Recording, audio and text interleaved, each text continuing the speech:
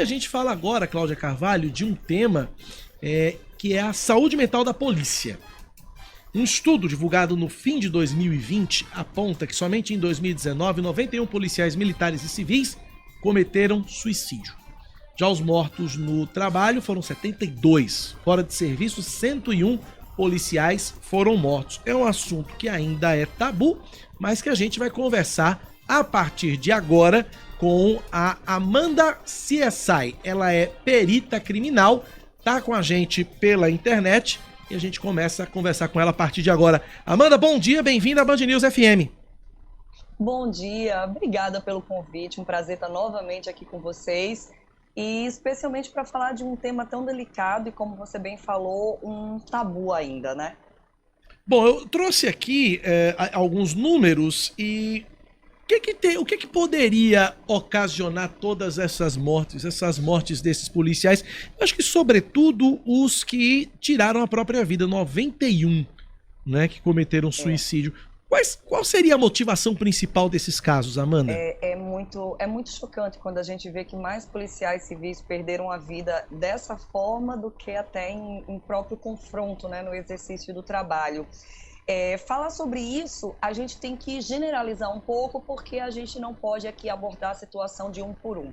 Mas uma coisa que eu posso te falar são de estudos que eu participei, que eu presenciei, que mostram as relações de trabalho como um fator predominante nesse tipo de situação. Em 2021, eu concluí uma especialização pela Polícia Federal, e um dos meus colegas de especialização, ele era até da Bahia, um perito criminal que atuava na Bahia, ele defendeu um estudo que falava justamente sobre esses números. Então ele pegou diversas situações envolvendo mortes e um número gritante de policiais, bem maior do que em confronto ou em outras situações, que morriam em razão de estarem passando por ou um assédio moral ou um assédio sexual dentro do trabalho. Esse estudo foi o primeiro que eu vi sobre isso e ele me chamou bastante atenção. E porque principalmente esse colega levantava nesse estudo um dizer que não era o trabalho violento da polícia que fazia isso com os policiais, mas era o ambiente de trabalho que fazia isso com os policiais. Tem uma diferença nisso aí.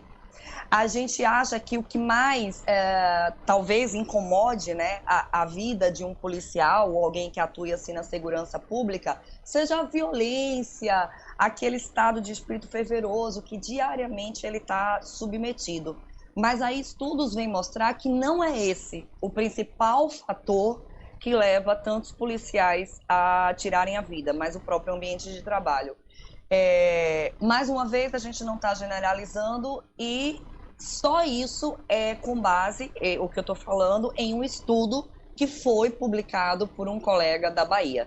Então a gente vê isso, e é importante falar que a gente não está apenas regionalizando, a gente está falando como um todo, porque a polícia está adoecida como um todo, e a gente vê repetições de condutas em vários setores diferentes, em várias corporações diferentes e em várias jurisdições diferentes.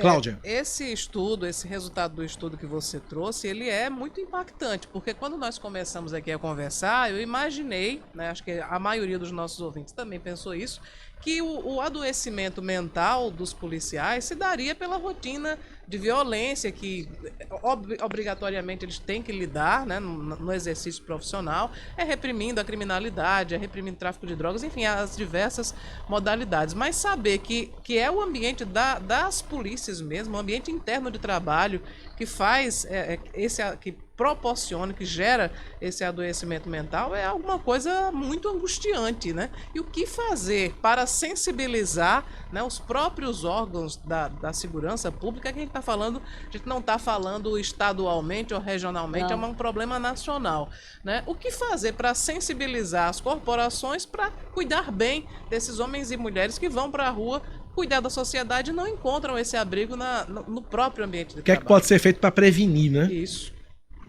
Exatamente. A gente precisa trabalhar melhor as polícias, né? Trabalhar melhor não apenas para o confronto, não apenas para o combate ao crime, mas com humanidade. E isso é necessário em qualquer ambiente de trabalho. Assédio moral, assédio sexual não está presente só nas polícias, mas ele está presente em diversos setores de serviço, sejam públicos ou privados. Então, o primeiro ponto é a humanização, é a conscientização. Depois a gente passa pela punição àqueles que cometem isso. E a gente precisa, aliado a isso também, a uma política de saúde mental, de bom fornecimento de apoio psicológico a trabalhadores ou a servidores que passem por isso. Muitas vezes as instituições pecam por não oferecer isso da maneira como deveria oferecer, né? A gente tem isso nas instituições de polícia, as polícias paraibanas, assim como de outros estados, ela dispõe de um aparato de atendimento psicológico, mas algumas instituições, em alguns estados, ainda de uma forma precária. Então, a gente precisa não de algo regionalizado, mas a gente precisa de algo nacional, uma política nacional de combate a isso, com identificação, com suporte psicológico e, sobretudo, com punição adequada àqueles que cometem. Essa discussão toda a gente traz à tona a partir de um evento que a gente teve em Minas Gerais com a escrivã de polícia, Rafaela Drummond, que tirou a própria vida e deixou claro que o fazia por conta de condições de assédio moral e sexual que vinha sofrendo no exercício da sua profissão. Você fala sobre esse caso enfim, dessa moça que sofreu assédio e que, enfim, atribuiu a isso o fato de tirar a própria vida. E eu fico aqui me questionando se o segmento feminino, se as mulheres das polícias são mais vítimas desse adoecimento mental, porque a gente sabe que a incidência do assédio sexual, normalmente ela é maior com as mulheres. Sim. E há relatos também sexual sobre... e moral também, né? Moral também.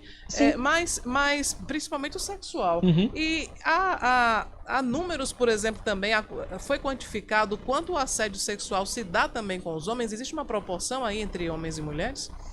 Eu nunca vi um estudo, assim, confesso a você que eu nunca vi um estudo a respeito do assédio sexual sobre homens, mas com certeza ele existe, ele não está restrito a um único gênero. Mas eu desconheço um número oficial sobre isso. As mulheres, elas acabam sofrendo mais em ambiente de trabalho porque elas acabam mais propensas a também o assédio sexual aliado ao assédio moral, né? Enquanto os homens, a gente acaba vendo uma maior propensão ao assédio moral.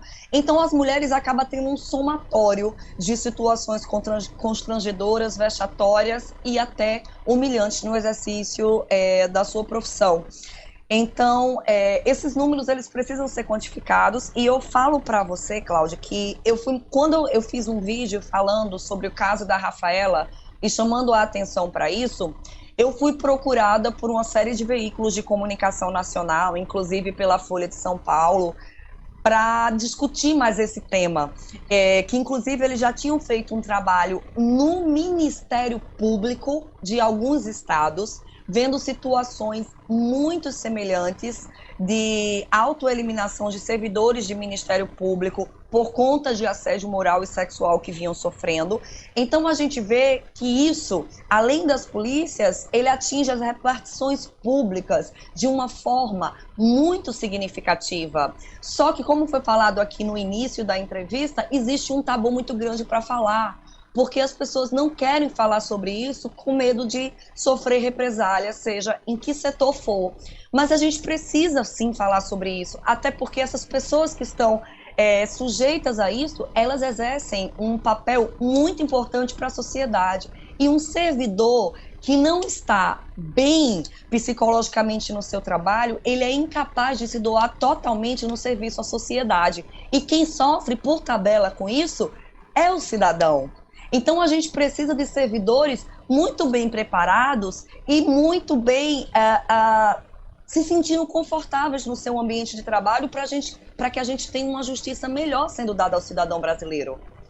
Eu vou falar agora por outro aspecto, Amanda, que é o aspecto da família. E eu digo isso porque eu sou filho de um policial rodoviário federal, meu pai não está mais entre nós, aposentou-se na PRF, década de 80, então posso falar tranquilamente. E eu percebo, hoje, depois de grande, eu sei que meu pai teve algum tipo de perturbação por causa dos acidentes que ele tinha. Por exemplo, meu pai contava que perdeu as contas de quantas vezes passava pela rodovia. Ele trabalhava na BR-116, em São Paulo, a rodovia da morte, né, em São Paulo, que era uma usina de acidentes ali, e ele perdeu as contas de quantas vezes ele lá com um policial pegando com um saquinho, recolhendo pedaço do corpo, colocando no saco. Isso perturba muito a cabeça de qualquer um. Sim. Então eu quero saber de você, Amanda, duas coisas. Uma, o reflexo disso para a família. E segundo, os sinais que a família pode observar de que o policial tá indo por esse caminho que não é bacana. Sim. E isso aí quando eu paro assim para lembrar da minha atuação enquanto perita criminal, eu me lembro de situações assim, procurando cabeça no meio de canavial, procurando um braço, a perna, peneirando um cérebro para poder conseguir um projétil de arma de fogo que possa estar ali, literalmente falando. Então, quando você está ali no automático fazendo aquilo ali, mas depois quando você para rever fotos para fazer seu laudo, ou você começa a relembrar aquela cena, você vê, calma, isso aqui não é tão normal assim para minha cabeça. Então, primeiro ponto, alguém para exercer uma profissão assim, ela tem que ter a certeza que ela realmente quer aquele ofício, que ela gosta daquele ofício. É a primeira coisa para ajudar nessa profissão. Segundo, ela tem que ter uma boa qualidade de atuação, né? Com material adequado, com escalas de plantões adequadas para que ela possa descansar sua cabeça nos intervalos e não fique naquele automático de emendando um plantão no outro. E muitas vezes esse tipo de profissional, ele desenvolve crises de ansiedade, ele desenvolve até, no avanço dessa crise de ansiedade, uma síndrome de pânico, ele desenvolve uma depressão.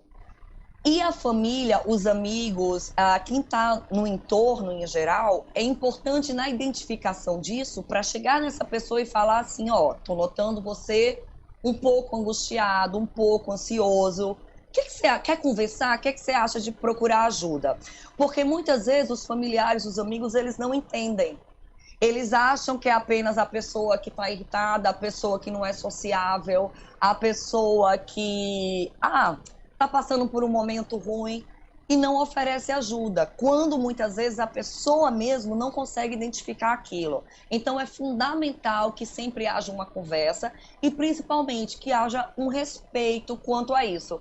Eu já passei, inclusive, eu sou solteira, mas eu já passei por alguns relacionamentos que as pessoas que estavam comigo não entendiam esse tipo de situação. E muito dessas coisas me fez até acabar relacionamentos por falta de compreensão. Então não é fácil. Então se você estiver de lado, tenta identificar, eu sei que você pode não ser psicólogo, pode não ser médico, mas tenta ter um olhar mais delicado e oferecer ajuda quando você percebe que o comportamento já não está tão normal, vamos dizer assim, como era antes. Existe um grande preconceito também de pessoas mesmo que estão passando por problemas mentais, psíquicos, enfim, de procurar ajuda, porque acha que procurar um psicólogo ou procurar um psiquiatra é coisa de maluco, e não é. Todo mundo precisa. Não. A questão do adoecimento mental, ela é muito forte na nossa sociedade. E aí eu acho que tem uma entidade que merece todo o nosso elogio, o nosso apoio e a nossa divulgação também, que é o Centro de Valorização da Vida. CVV. Porque muitas vezes também a pessoa tem um problema, está se sentindo muito angustiada, deprimida e ela tem medo do julgamento das pessoas próximas. Então o CVV faz desde sempre essa escuta sem julgamento.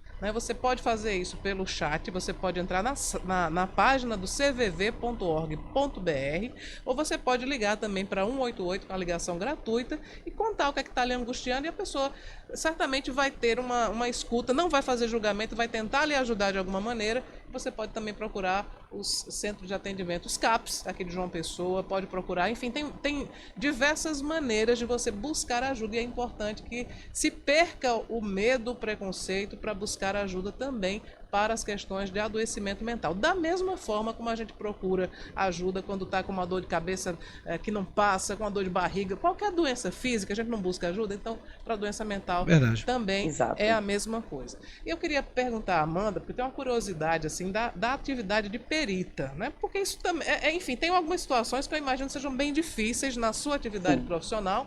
Por exemplo, vamos dizer, para utilizar um caso que você citou há pouco, tá lá peneirando o cérebro. Como é que você vai para casa depois e almoça? Como é que você consegue Boa, lidar Cláudia. com isso? Normal. A carne não vindo sangrando, tá tudo certo. Meu, verdade. o bife tem que ser bem passado, né, Amanda? Mas no Pra início mim não era. tem. Sempre Pra mim foi tem, o bife tranquilo? bem passado. O bife tem que ser bem Mas passado. é normal, como normal. Come de boa, lida de boa. Mais alguma, Cláudia, pra gente Não, encerrar? era isso. Então é isso, agradecer a Amanda Mello, Amanda CSI, que é perita criminal, falando com a gente sobre a saúde mental da polícia. Amanda, satisfação falar com você, até a próxima. Eu que agradeço, obrigada por debater esse tema que é tão importante. E você em casa que está acompanhando e que pode estar sendo vítima de alguma situação vexatória, humilhante no trabalho, você pode estar sendo, sim, submetido a um assédio moral. Então procure ajuda, converse, não espere adoecer ou pior acontecer, tá bom? Obrigada, gente, um abraço a todos. Obrigado, tá? E portanto, Amanda CSI conversando com a gente aqui no Jornal Manaíra Band News.